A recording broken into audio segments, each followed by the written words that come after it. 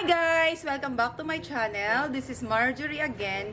And for today, I would like to share with you our first weekend getaway.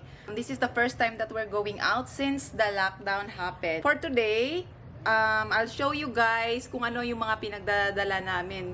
First of all, syempre diba, we have to make sure na we take extra care kasi nga dahil nga sa virus. So kahit na lumabas tayo, kahit na mag-vacation tayo, make sure lang talaga na magdala kayo ng mga dapat yung mga dalhin, lalo na yung mga personal belongings. So ganun yung ginagawa ko. So I'll show you guys kung ano yung mga dala-dala namin.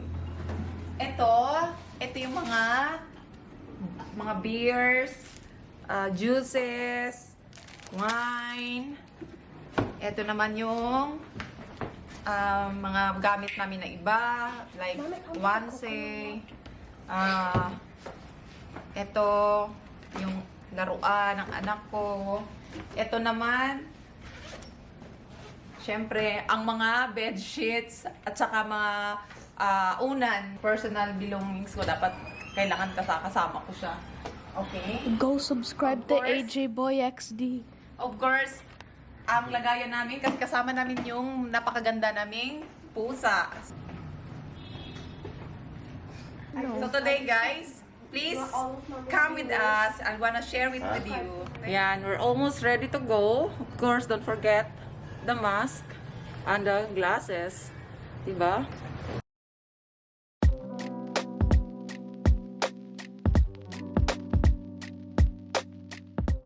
Ayan na, papunta na kami. It's like 1.5 hours drive lang from Metro Manila going to this White House, Alto Palto. So this is our first time to go in Baras, Rizal. Ayan, so we are wearing our mask. And yes.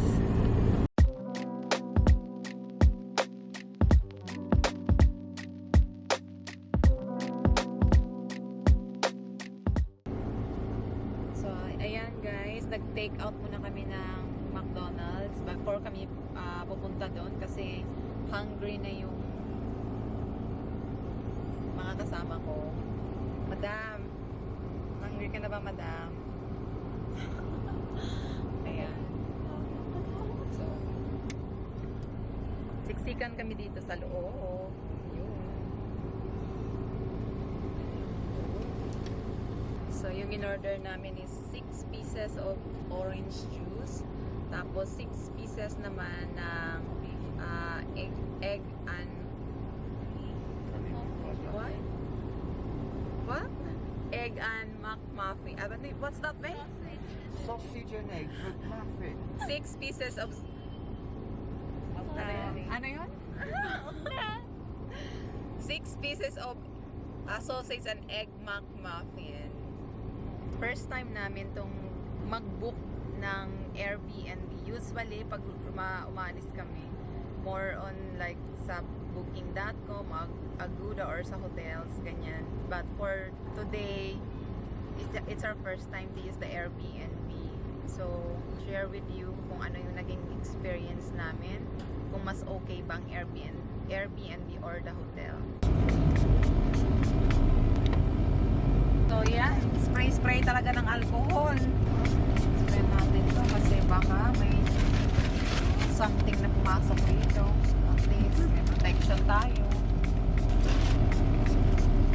So, yung ini-spray ko lang is yung sa outer. Yan.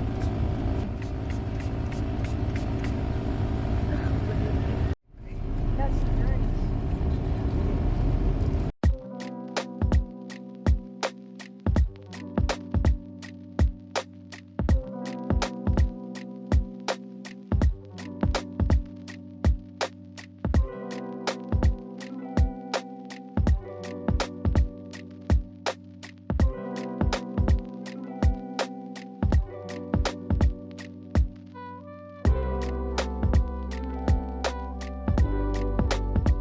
So, andito na po kami.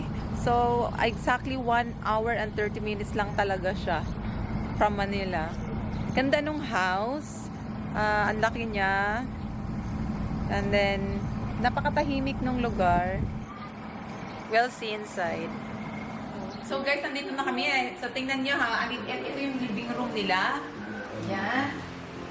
So, meron silang TV, and then merong dalawang malaking speaker, and then unlimited na video. Pwede kayong kumanta dito. Walang curfew.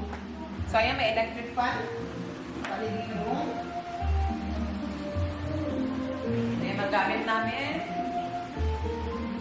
Ito yung kitchen. So, meron silang 3 doors na fridge. May oven, built-in oven. Meron na rin water heater, rice cooker, built-in na lutuan. And then the sink. Yan. Ito mga gamit na pwedeng magamit. Yan. Mga tasa, plates. Ito yung CR nila. So, yan, shower. Yan tayo sa taas.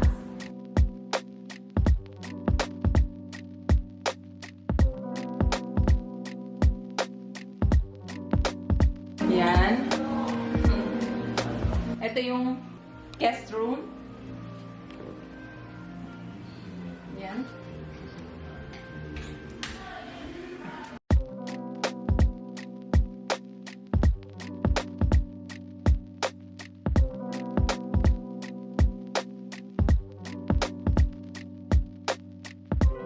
Punta naman tayo sa master bedroom.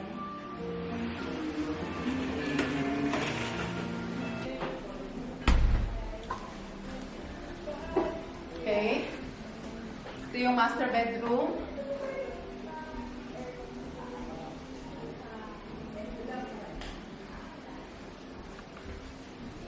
Malaki. And then, meron silang mga 16 extra bed. Kung meron marami kayo. So, ayan, mas maraming bed siya. And then, same, ang ganda ng shower nila. They have like rain shower. My hot and cold. Most important thing. Okay. So, ayan. Yan yung view mo. Ang ganda. Okay.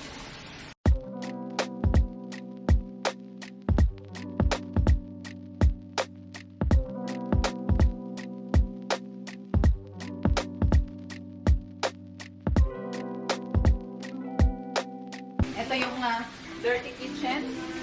So, dito ka pwede mag-grill. So, may CR pa rin na isa. Yan. So, di ba? Ang ganda. Yan.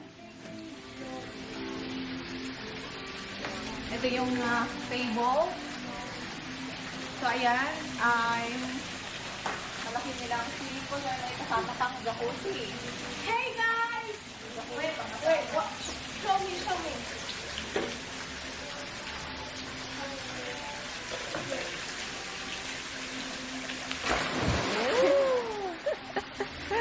Ayan, so nakapag-unpack na kami. Then maybe later we'll start cooking, and then in the afternoon we're going to have a swim and a drink. Mimi! Hello, Mimi!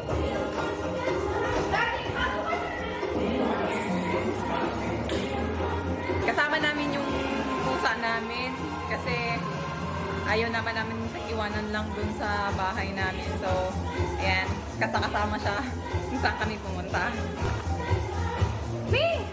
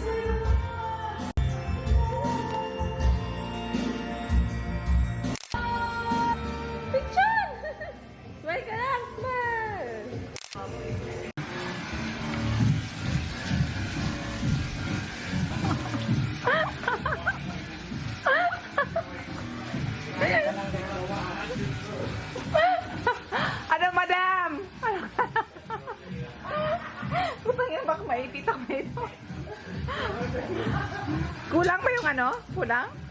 Ha? Uro kasi yung answer. Di ba may ano pa kanya pa doon? Ang bada, paano masasabi mo sa bahay na to? Ate na to. Ha? Ate na to. Maganda ba? Oo. Ano, masaya ka ba dito? Ganda? O, sige. Ano ba yan nakuha mo? Uling. Hoy, taray, madam mo. Madam! Tumalon ka na mamaya sa ano? Mayang gabi na. Ay, mamayang gabi pa pala.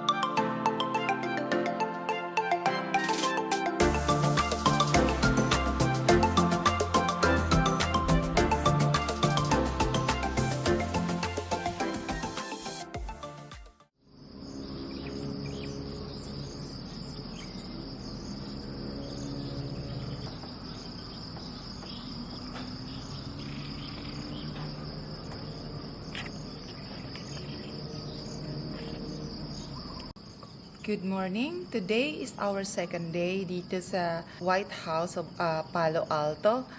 And my experience last night, yes, okay naman, okay siya. Kahit na medyo may pagkakonting creepy kasi nga wala kang kapitbahay. Ito lang yung bahay dito sa loob ng subdivision na to na malapit sa mountain. Pero okay naman kasi safe naman dito dahil meron namang guard na nagro-rooming sa gabi. So, okay lang din siya. So, yun. The best part talaga is talagang nag-enjoy yung buong family namin. And then, very relaxing yung lugar. Kasi, mararamdaman mo talaga yung nature. Ang ganda-ganda talaga. Sobrang ganda. Downside lang, yun nga. Pag matakotin ka, like me, ayun, medyo makakaramdam ka ng konting takot. Pero, okay lang naman. Kasi, pag marami naman kayo, so, hindi naman sobrang nakakatakot talaga. So, safe naman dahil may guard. So, ayun. Well, as I told earlier, kung alin ba ang mas gusto ko, ang Airbnb or the hotel, I think parehas lang. Feeling ko, mas okay pa nga yung Airbnb tapos mag-rent kayo ng buong bahay. Kasi parang feeling at home ka talaga. Yung parang umalis ka lang sa inyo, tapos pumunta ka sa ibang bahay, pero parang feeling at home ka pa din kasi buong bahay mo yung tinirahan mo. So, more relaxing siya. Mas relaxing pa nga siya kung tutusin. Well, sa hotel naman it's nice also kasi of course, iba yung comfort mo doon talaga. So, it's just the same. Almost the same lang sila. So, I hope you enjoy, guys, watching my video. And please don't forget to like and subscribe. Bye!